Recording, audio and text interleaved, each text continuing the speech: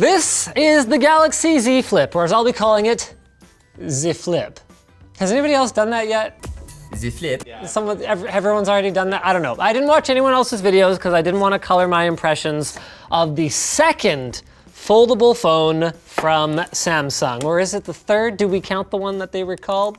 So I'm getting it late. The reason is that Samsung didn't send me one and I had to wait for retail availability, but that doesn't change how excited I am about this device. As you guys might remember, I was a huge fan of the Galaxy Fold, and the Flip is just, well, kind of an extension of the same concept. So the idea is that you've got a device that takes up very little space when it's folded up and then expands into something much larger. Oh wait, that's interesting. I just unfolded it and it actually has a bit of a curve to it. You know, I thought that that might be just a problem with my Galaxy Fold, so it doesn't fold all the way, but it might just be to do with Samsung's hinge design. Can you tell on camera that it's open a little bit too far? Man, that bugs me way more than it probably should. All right, let's go indeed, ladies and gentlemen. Really? Apple finally did away with this, and now Samsung forces you to insert a SIM card in order to set up the phone the first time. No micro SD expansion, so we've just got a SIM slot here. All right, let's restart this thing. I mean, I guess this is better than what Samsung used to do, where when you put in your SIM card, it would reset the phone that you had already set up. That was really cute. Well, let's take a look at this thing. So it's got a USB Type-C port, it's got wireless charging. On the right-hand side, they've got a side-mounted fingerprint sensor as well as a volume rocker up here. No IP rating of any sort on this thing, which kind of makes sense. It'd be really difficult to keep water out of the hinge. Dual 12-megapixel rear cameras, so this is not going to be a photography beast.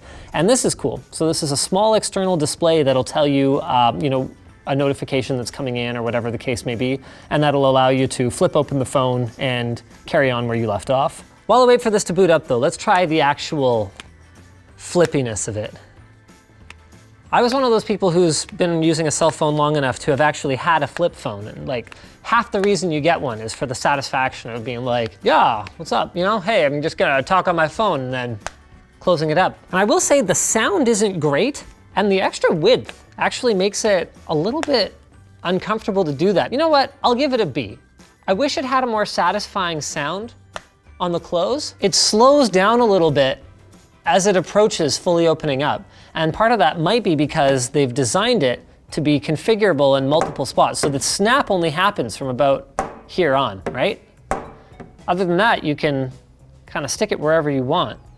It's a really cool design. I think it's still booting up. So there have already been some durability tests determining just how glass-like Samsung's flexible glass is, but can you see that? What the hell? And I wasn't even poking at it super hard. What made me notice it was that I had just like touched it or something and then I put it down, and the reflection of the studio lights here made it really obvious that there's like some give to it. And then it's kind of like memory foam bouncing back up. Oh, it's super soft. All right, are we ready to set this thing up? Nice. This is a very tall display, and I don't know if part of why it seems so tall is because the hinges are on the side. Looks like you have a case on. It does, doesn't it? This is a really expensive phone that, other than the foldingness and the hinge, doesn't feel that futuristic, like when you're actually using it. Like, do you guys think I'm being unfair so far? Okay, because I'm not trying to be unfair. Okay though, you know what? Holding these two phones in my hand while I was copying an authentication key over, the narrowness actually feels pretty good. Like it's more similar to the old candy bar style phones than I initially realized. Maybe I missed that a little bit, you know? Oh, okay.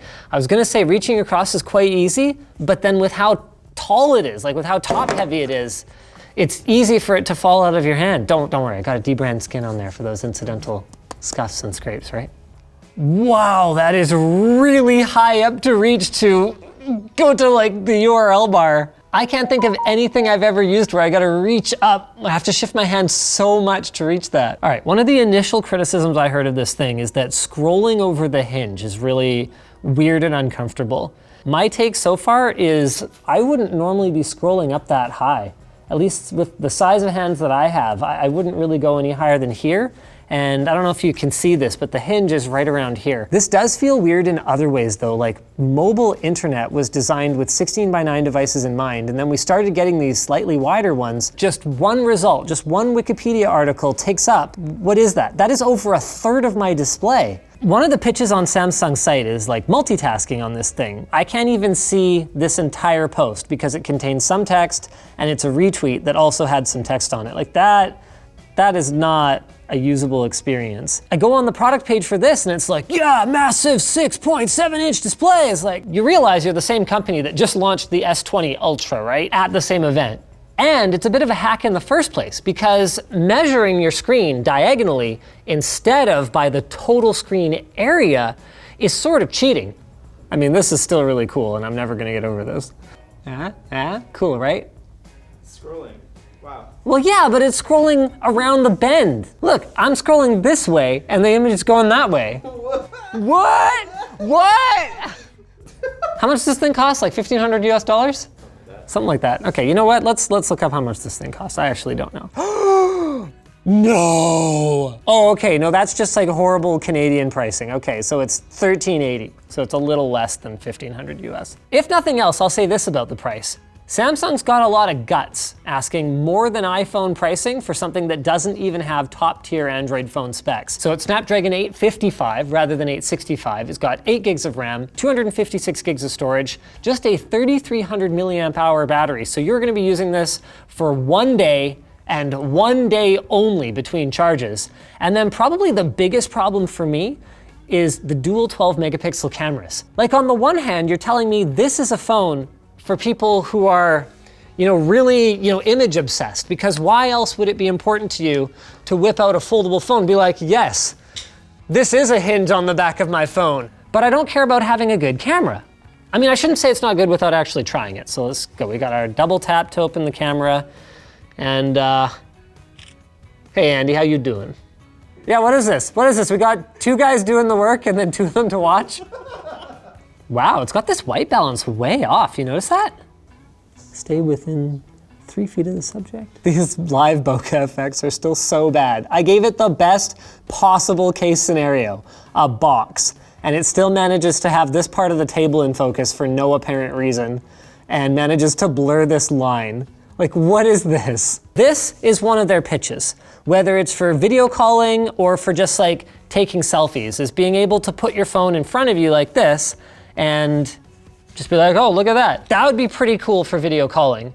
The one problem I have is they've also got shots on their site of people holding it like this for video calling. That is not ergonomic at all. This is way better. That was smooth though. That animation going from folded mode to full screen mode, me likey. Maybe we can get rid of some of that beauty smoothing. I don't need no more beauty. I am beautiful enough without the beauty smoothing. Thank you, sir. Let's give it another chance without any filters. Look at how much fun I'm having. That's what you're supposed to do for a selfie, right? Yeah, it's not great. It's not terrible. It's like fine. Look how much keyboard this is, and it's so narrow. My thumbs are almost too close sometimes. That's the opposite problem you have compared to when you're like typing on a tablet or something. Wow, and when you're watching video vertically, I mean, I guess if you're super into the YouTube comments, I confess, I am the kind of person who will occasionally watch a video in vertical mode just because it's a little bit more ergonomic. That is so little video on the screen. I mean, this is good though. Lots and lots of YouTube comments to read. So this is 22:9, which actually is very, very close to the standard cinema aspect ratio. So that's why it was really hard for me to tell if it was cutting anything off the top. It might be, but it would be ever so slightly. As long as you can get over the hole punch, which I think for something this wide is much easier to forgive, that's pretty great. No way. Okay, that is disappointing. The wide aspect ratio screen was giving me an argument for watching movies on the go on this thing until I realized that that's not an amplified earpiece. So it's mono audio just from the bottom firing speaker on this side here. There's no question that the cool factor is there.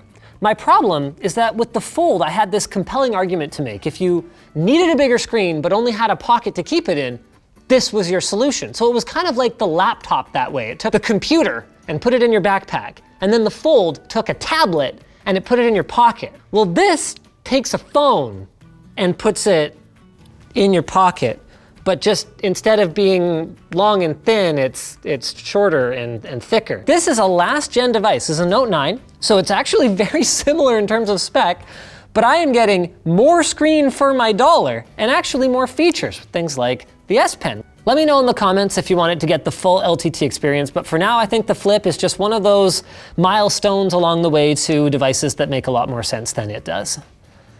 Thanks for watching this episode of Short Circuit. Make sure you are subscribed. This is a different channel than Linus Tech Tips, so you have to subscribe to it separately. It's hard, I know, but you can do it. It's like, just move that mouse hand, get that Cheeto dust out of the way, click. You got this. By the way, just want to shout out Dbrand. They didn't sponsor the video or anything, but they did get us the device with our LTT orange and black colors on it. I don't know if they knew we were not going to do a video on the LTT channel with it, but it's good effort, you guys. Thank you. You can check them out at dbrand.com. We'll have that link below.